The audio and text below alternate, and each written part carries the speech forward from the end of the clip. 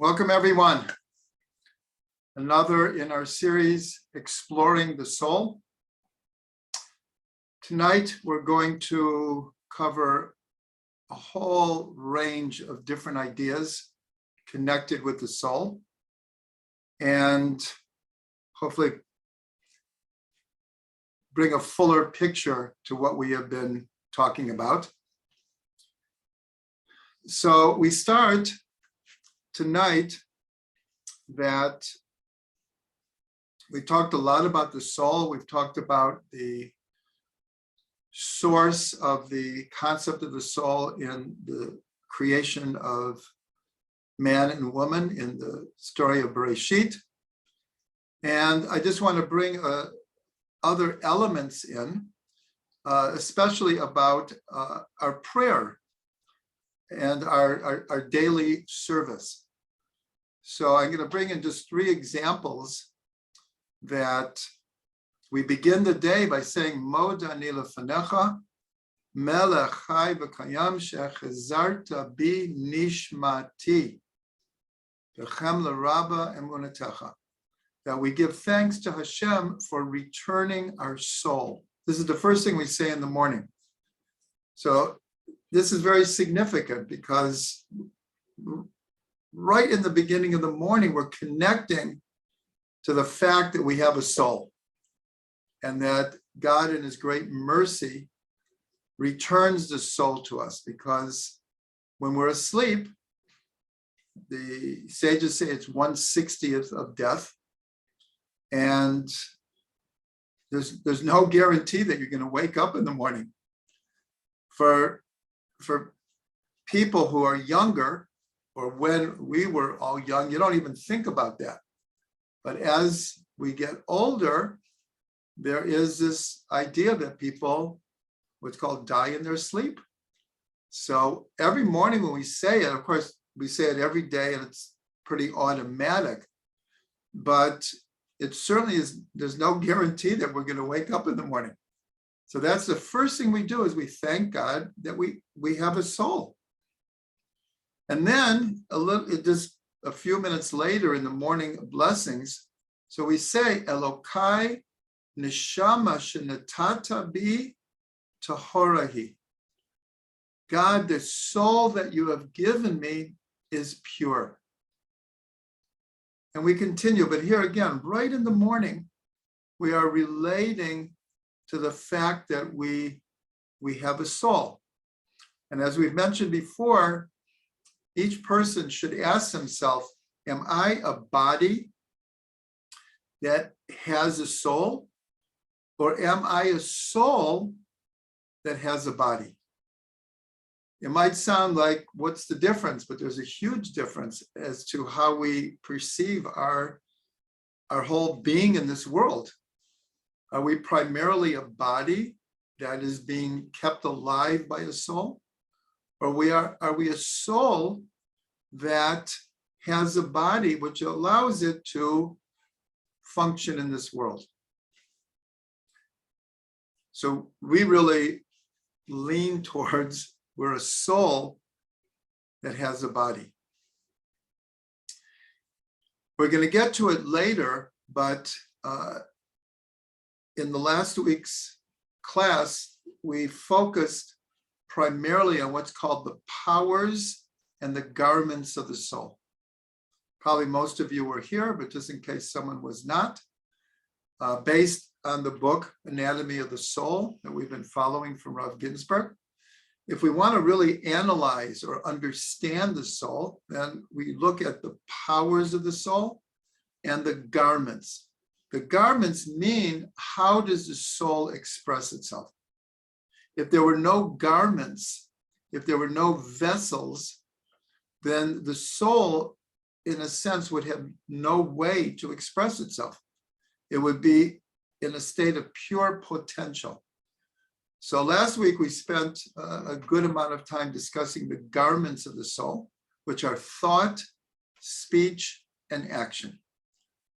We're not going to go back over it. Hopefully everyone is on the WhatsApp.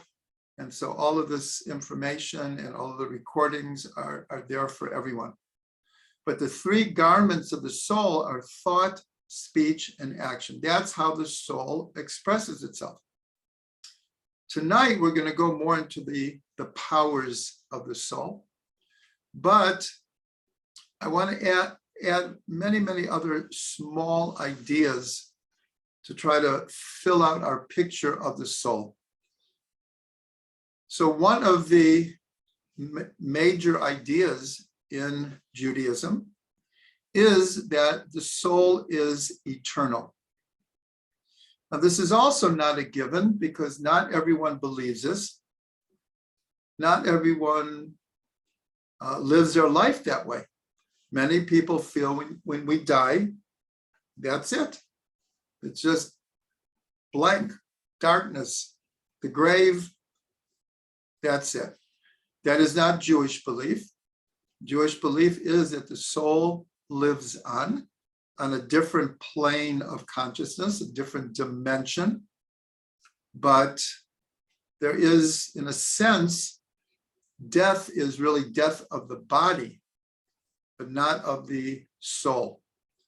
So that's, I mean, we might take that as a given, but if you took a survey of the whole world, not everyone believes that. And so that is important to understand. And we can see that in a number of ways. One is the mourning customs that we have. There's a whole set of Jewish law that when we lose 7 close relatives, then there's different types of mourning periods, different customs, different laws. And we assume that it's for us to be able to deal with the loss of a loved one. That is absolutely true. The psychology of the mourning practices are so right on, they're so deep, they're so solid to help us through a period of loss and the transition. But sometimes we forget that the mourning practices that we're doing is also for the departed soul. That the departed soul is still somewhat connected to this world. And this is especially true with saying Kaddish. Again, we relate to saying Kaddish as a comfort to ourselves. But according to the Gemara, according to the sages, really the ultimate purpose of Kaddish is to help the soul. The soul is no longer in this world, but that doesn't mean that the soul is done with.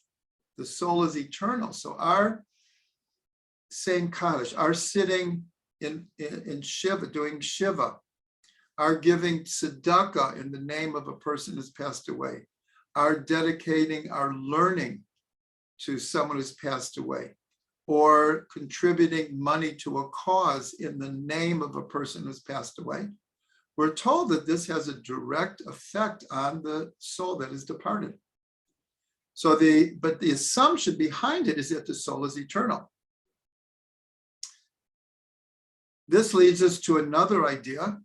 And many of these ideas, of course, we could dedicate a whole class to the whole idea of what happens to the soul after it leaves this world. That's not the purpose right now. But the other concept, which is obviously connected to the eternity of the soul, is the idea of reincarnation, of Gilgul. Because if there was no eternity of the soul, you can't even talk about reincarnation. As in a sense, there'd be no soul to reincarnate.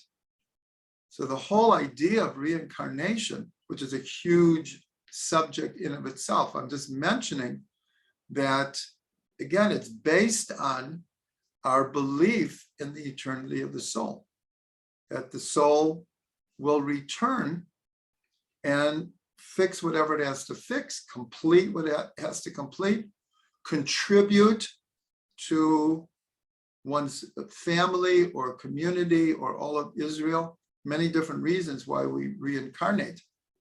But again, the idea is the eternity of the soul.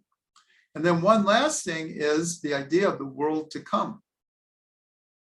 Because if there was no eternity of the soul, then there's nothing to talk about a world to come.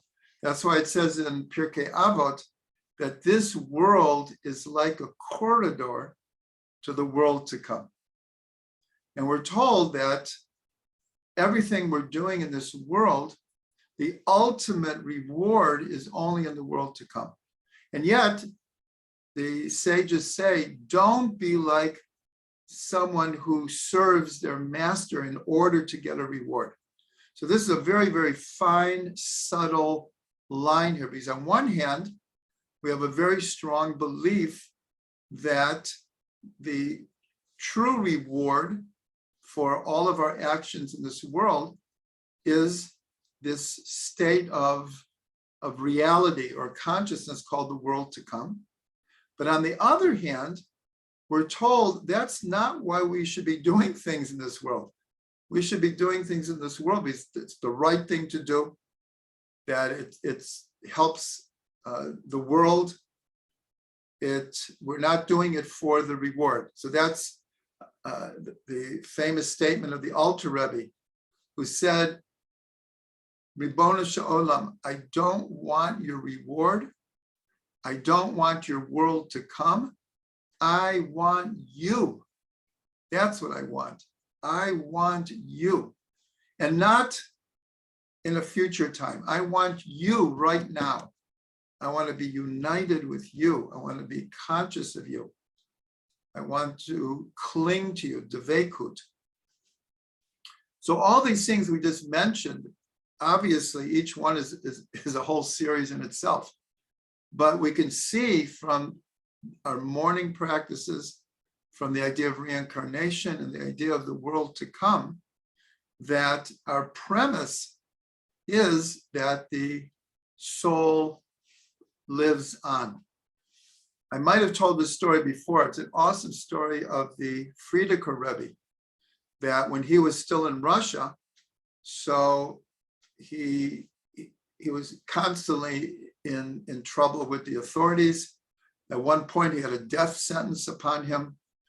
And the story is that at one of the investigations or grillings, the Russian officer put a pistol to his head. And the Rebbe just stood there. And the officer said, "Aren't you afraid?"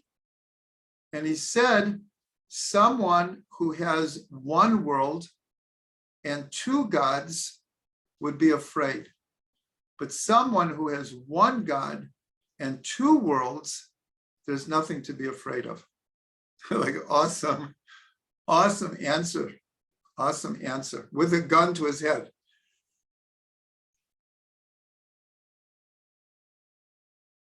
Okay, so there's also an idea given over in the Zohar and also taught in Chassidut that when a tzaddik leaves this world, his power in this world becomes even greater.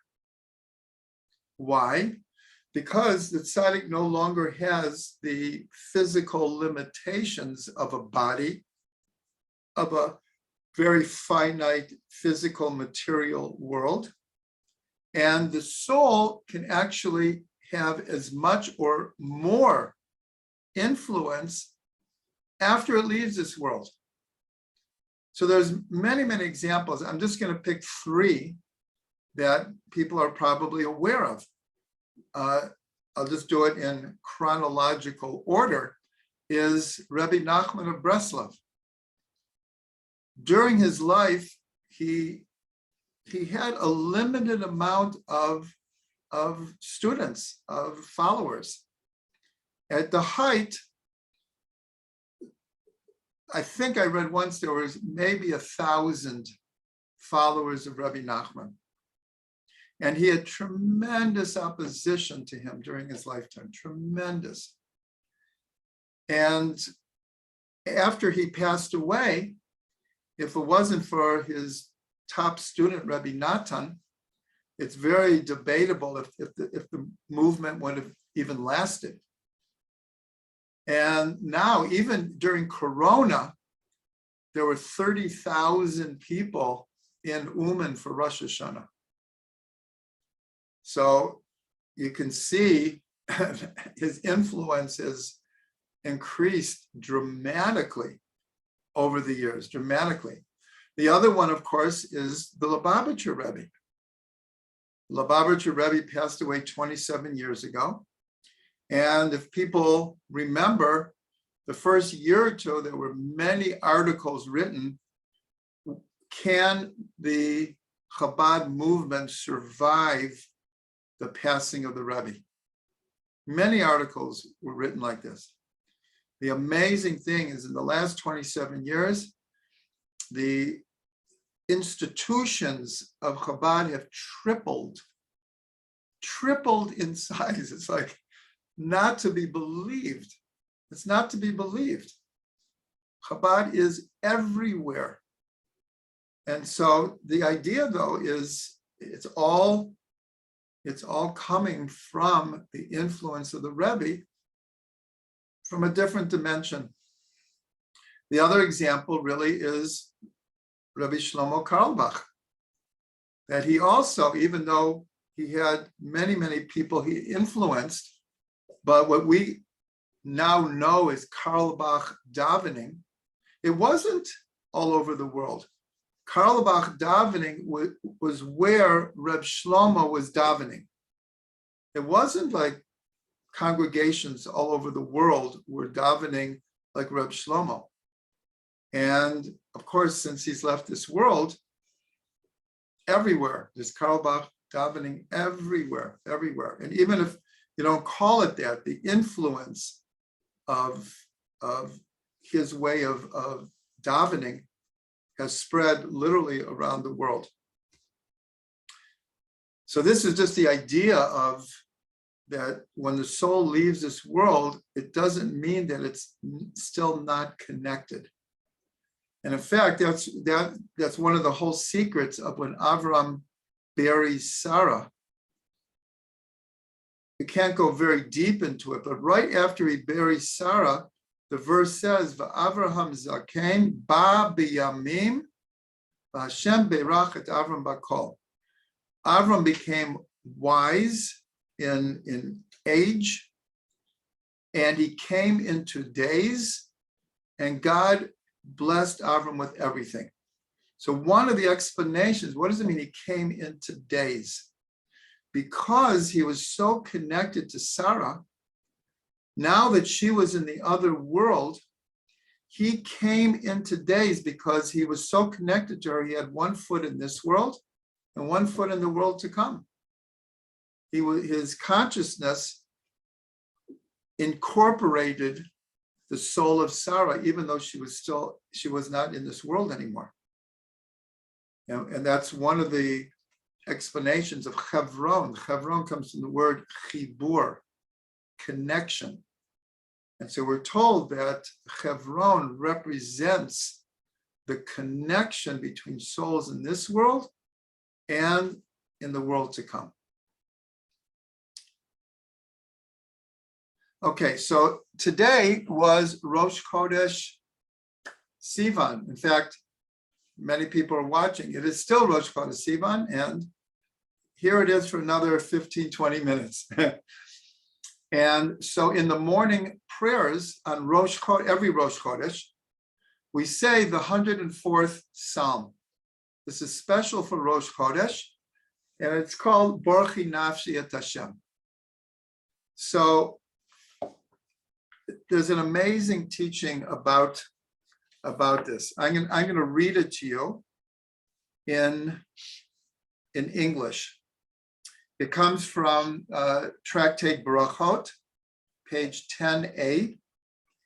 And the sages point out that in the 103rd and 104th Psalm, David HaMelech 5 different times says, Borachi nafshi et Hashem. My soul should bless you, Hashem. Porchi nafshi et Hashem. So listen what the Gemara says. Again, the question is posed, why is it repeated 5 times? So this is what the Gemara says. To whom did David refer in these 5 verses, beginning with, bless God, O my soul, Borachi nafshi et Hashem? He was alluding only to the Holy One, blessed be He, and to the soul. Just as the Holy One, blessed be He, fills the whole world, so the soul fills the body. Just as the Holy One, blessed be He, sees, but is not seen, so the soul sees, but is not seen. Just as the Holy One, blessed be He, feeds the whole world, so the soul feeds the whole body. Just as the Holy One, blessed be He, is pure, so the soul is pure. Just as the Holy One, blessed be He, abides in the innermost chambers, so the soul abides in the innermost chambers. Now listen what the sages say at the end. They say, let that which has these 5 qualities come and praise Him who has these 5 qualities. So I'm going to review this again. I'm going to review it again. What are the 5 things? Another, this is a very important Gemara. Extremely important, because we began this whole series right from the beginning with the idea that a human being is created in the image of God. It's the only creation that has that quality, even though everything that exists, from the smallest atom to the largest galaxy and everything in between, everything has a spark of God animating it, or it could not exist. Whether it's a tree, or it's water, or it's a rock, or it's an animal, or a bird, or a mountain, whatever it is, it only exists because there is a spark of God animating it and giving it life, giving it existence. The soul is different. The soul is created in the image and likeness of God. So this Gemara really gets into specifics. So if we're created in the image of God, so what's the comparisons? How are we compared to God? So this is just such a beautiful Gemara. So the 5 things in the order is that just like God fills the whole world, the soul fills the body. Just as God sees and is not seen, God sees and is not seen. Just like God nourishes the entire world, so the soul nourishes the body. Just as God is pure, so the soul is pure. That's what we said. We say it every morning. Elokai neshama shenatata bi tahorahi. God, the soul you have given me is pure. And the last one is, just like God, as it were, dwells in the inner chambers, meaning God is very hidden. God is immanent in everything, in every point of space, in every moment of time is godliness. And yet God is totally hidden. So is the soul. The soul is very hidden, and yet it expresses itself, as we were saying, through the garments of the soul. So these are the 5 things. Now, of course, it's interesting that according to the ancient midrash that we've mentioned many times in Breshit Rabbah, the soul is called by 5 names. So the exact order that the Gemara gives over these 5 comparisons, these relate to the 5 ascending levels of the soul. The soul that fills the body is the nefesh, because we've identified the nefesh as the part of the soul, the closest clinging to the body. Sees and is not seen. This is the ruach. This is the emotional component of the soul. Nourishes the body. So this is the neshama. Is pure. This is the chaya, the living soul. And the aspect of dwelling in the inner chamber, this is the yechida. This is the unique spark of God within the soul that's very hidden, very, very hidden. So this is just an amazing, amazing Gemara. I'm going to say Beli Neder. I'll try to post this on a whole chart, so it'll be very clear for everyone on the WhatsApp on Thursday, Bezrat Hashem. But there's one other thing here, what Rav Ginsburg would call a mathematical gem. So, Borchi Nafshi et Hashem, that phrase or verse equals 1099. So what does that mean? Listen to this. This is like classic. If you just take the 5 names of the soul, Nefesh, Ruach, Neshama, Chaya, Yechida, they equal 1099. So when we say, Borchi Nafshi et Hashem, that my soul should praise Hashem, it's means with all 5 levels of the soul. So this becomes an amazing meditation. Just to meditate on these 4 words, Borchi Nafshi et Hashem, and then to think about how this relates to my nefesh, my ruach, my neshama, my chaya, and my yechida.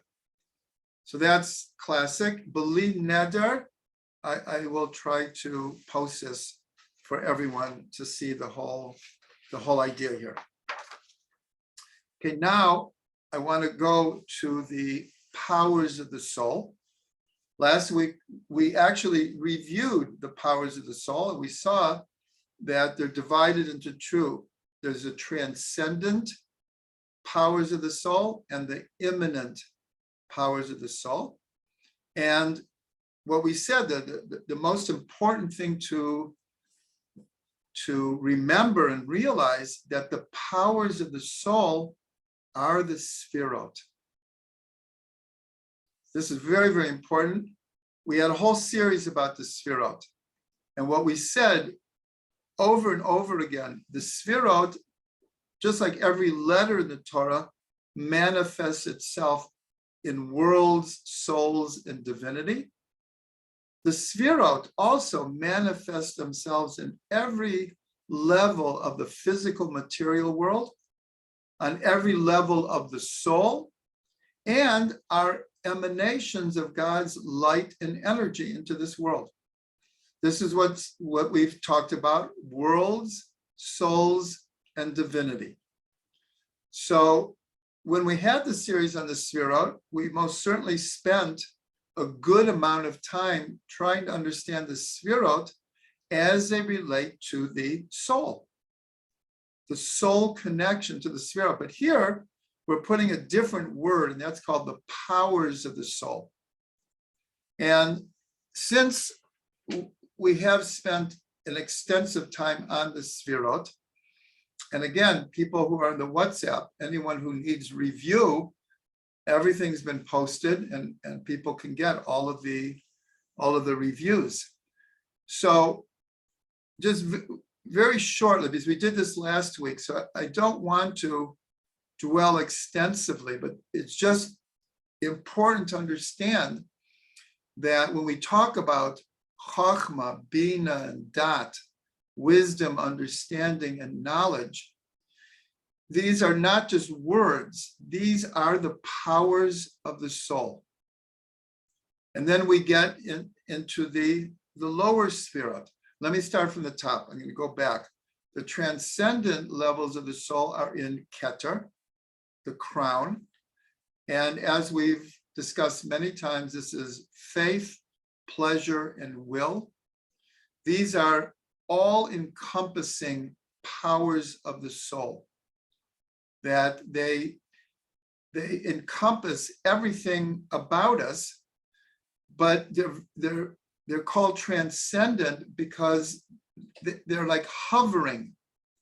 They need to be brought down into this world, into our intellect and into our emotions and into our behavior. And that is the flow of the Sfirot. We go and we take faith, pleasure, and will, and then we bring them down into the Chachma, Bina, and Dat, which is the intellect. And then the intellect needs to rule over the emotions. This, of course, are Chesed, Gevura, Tiferet. And even more concrete are the behavioristic, instinctual levels of the soul. And that's Netzach, Hode, Yesod, and Malchut. So the Sfirot, there's a flow. This is the week of Malchut. Malchut, everything of all of the Sfirot flow into Malchut. Really, Yesod and Malchut. Yesod is the funnel, and it's all flowing into Malchut. So that's why, I'll just mention, we've been counting Sfirot Omer for almost 7 weeks now. And each week, we have to draw it further and further into action. And that's why Netzach, Hod, Yesod, and Malchut, they take Chesed, Gevura, and Tiferet, which are more emotions, and we translate it into expressions of those emotions.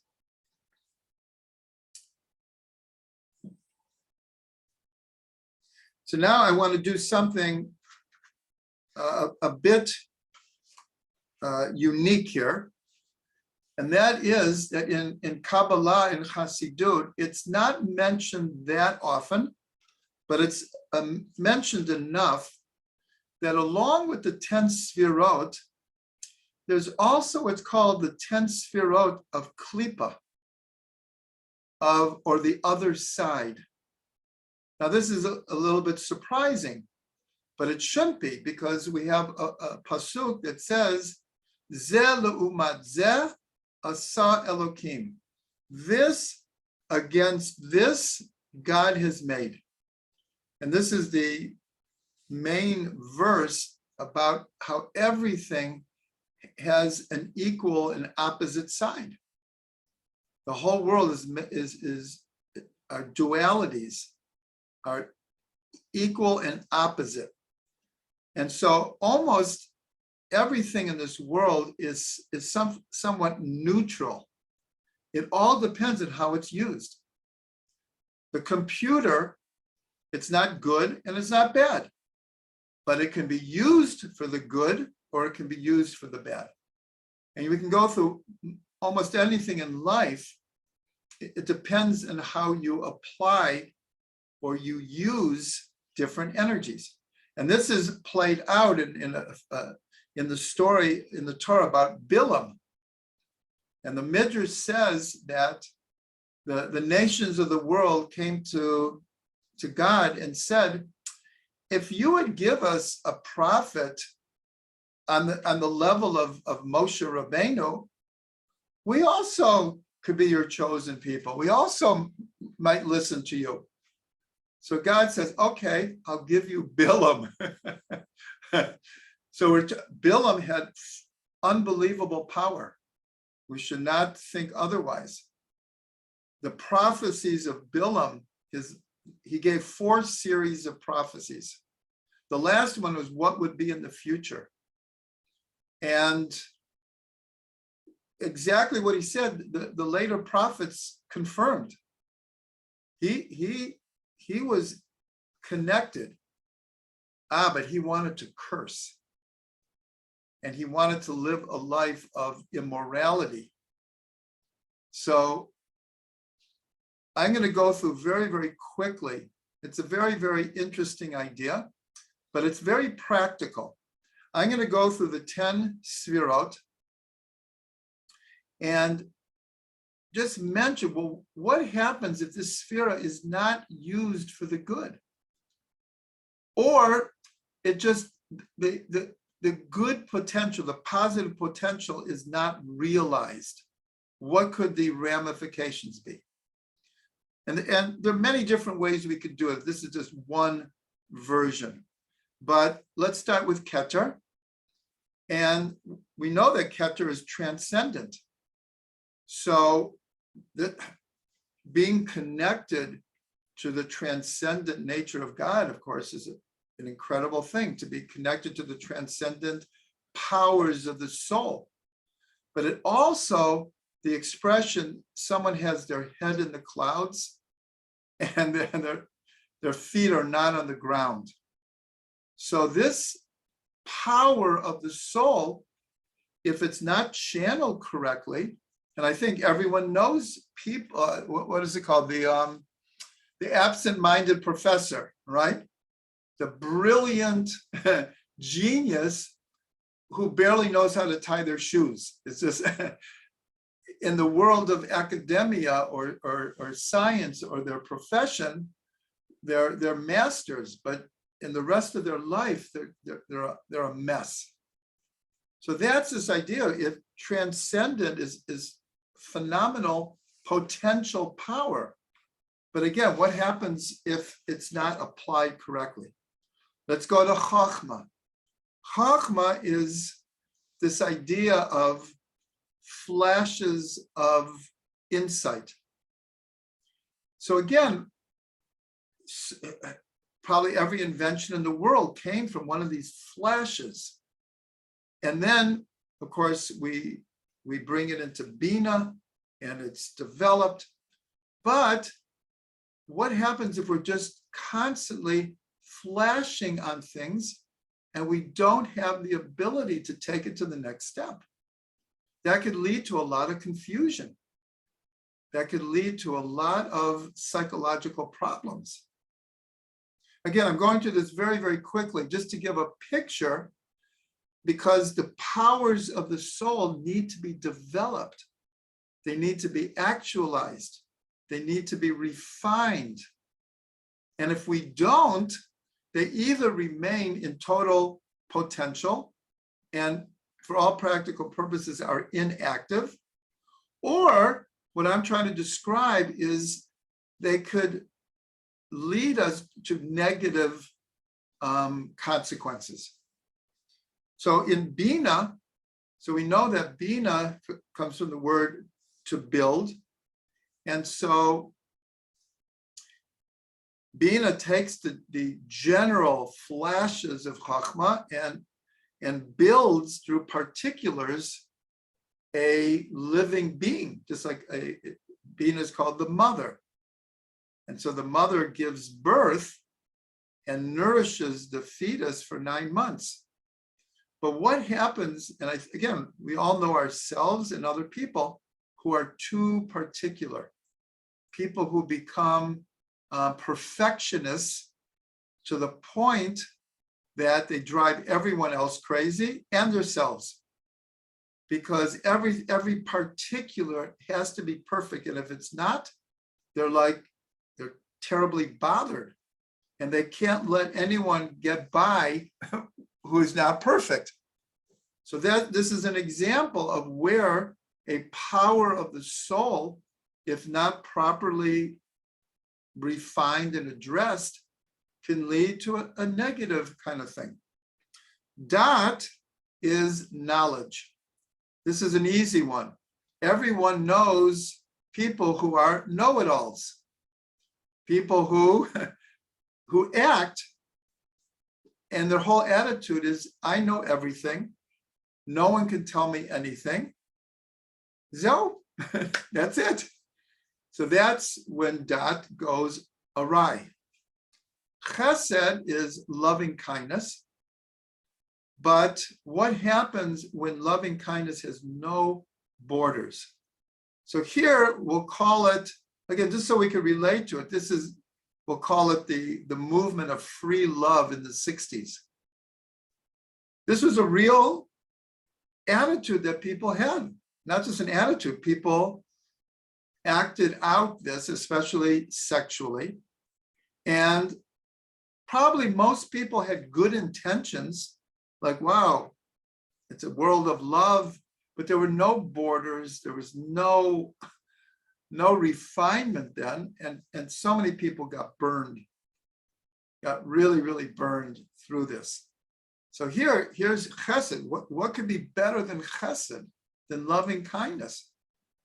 But when it's too unbridled, it's too no borders whatsoever, it's not a positive thing. Gevura is judgment, order, strength. These are tremendously wonderful things. We couldn't exist without them. But what happens when a person is too harsh with other people, too harsh with themselves, too judgmental? So again, these are powers of the soul that, if we're not careful, can lead us to not good places. Tiferet is all about holism, harmony. So we could say, well, what could be bad about that? The inner dimension of Tiferet is rachamim, compassion. Compassion is, we're told that we should emulate God. And one of the main things they say is, just like God is compassionate, we should be compassionate. But what do the sages say? That someone who is compassionate upon the cruel will end up being cruel to the compassionate. So in other words, even though we might say compassion should be no strings attached, well, that's not exactly true. That's not exactly true. That if someone is not a worthy recipient and is going to misuse your compassion to be cruel to someone else, that's not compassion. So here's just another example. Netzach is, one of the meanings of netzach is to orchestrate. So here, that's such a wonderful thing. We have so much going on in our lives. We need to make balance. We need to know how to orchestrate all the different parts of our life. But what happens when we become a power freak? What happens when we become bossy? And we take this power. We have the ability to put things together, but we don't do it in a nice way. We don't empower other people. We just use it to boss other people around. When we get to Hode, one of the many meanings of Hode is confession, lahodot, vidui.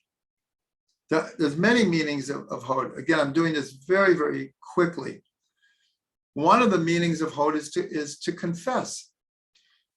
That's one of the ingredients of doing tshuva. It's an absolute must. But what happens when confession turns into constant guilt? That one, no matter how many times confesses doing something wrong, is saddled with this ongoing feeling of guilt and low self-esteem, because they can't get out of the cycle of guilt. Yesod is always connected to sexuality. It's connected to many things, but it's always connected to sexuality. Sexuality, again, is one of the prime things that, when used in a proper way, it is considered one of the highest spiritual acts. But when it's not, then it becomes connected to really violence and the lowest of the low. It can descend to the lowest of the low. And the last one is Malchut. Malchut is, we're said that Malchut has nothing of its own. It's the receptacle of all the energies come in, and then the energies come in, and the idea is kingship, it's leadership. And of course, this is vital, but we're told that the inner dimension is shiflut, is a sense of existential lowliness. Like it says, Moshe was the most humble person on the face of the earth. And David HaMelech, maybe the most powerful king, he was in a constant state of existential lowliness. But what happens when that existential lowliness turns into low self-esteem? Existential lowliness does not mean low self-esteem. It just means a realistic understanding of who we are as human beings and our relationship with the creator of the universe. But sometimes people translate humbleness or shiflut into being a floor mat for other people. That's not what it means. That's when it goes awry. So we just went through all of the sfirot, and it's important because if we're going to talk about the powers of the soul, then we have to know if the powers are not being used right, if they're being channeled in wrong directions.